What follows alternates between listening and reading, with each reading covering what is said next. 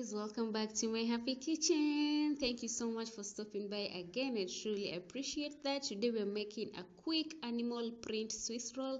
This is a giraffe print Swiss roll. It's very easy to make. So you need 4 eggs, but separate the yolks from the egg whites. Okay, so 4 eggs, separate the yolks from the egg whites. So put the egg whites aside, and then now take your yolks and add a little bit of sugar. 2 tablespoons of sugar. Add the sugar to the yolks and just give it a very good mix to combine them together. So koroga vizuri, and then after the sugar has dissolved, add a 1/4 cup of oil and a 1/4 cup of milk, okay? And then give it another good mix, and now add in your flour. So you're going to need 1/2 cup of flour here, but make sure you sieve it to remove any lumps that may be present, okay? So yolks, sugar, oil, milk. Add in your flour. Make sure you're going to sieve it very well, and add in your baking powder, 1/2 tablespoon of baking powder. So now remember, you can use a wooden spoon, you don't have to have a whisk. Just give it a good mix. Make sure the mixture is runny but thick. And then now scoop a 1/4 cup of the mixture and just set it aside. A little bit less than a 1/4 cup, and set it aside.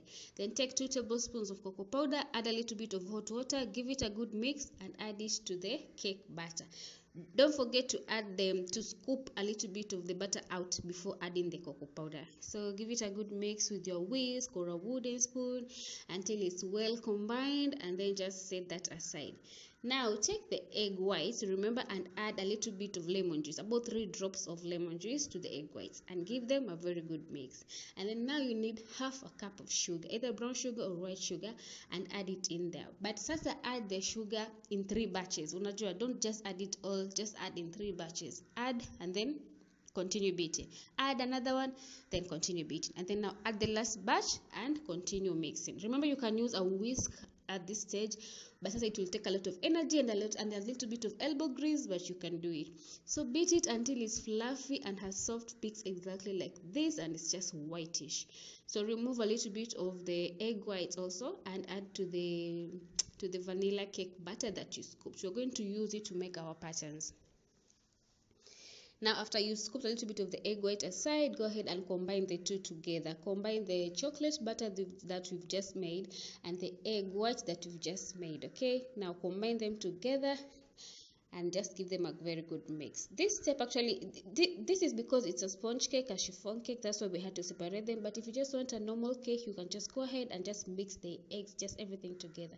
So make sure you fold it in. Don't just fold it in, using this, just fold it in, alafu just set it aside.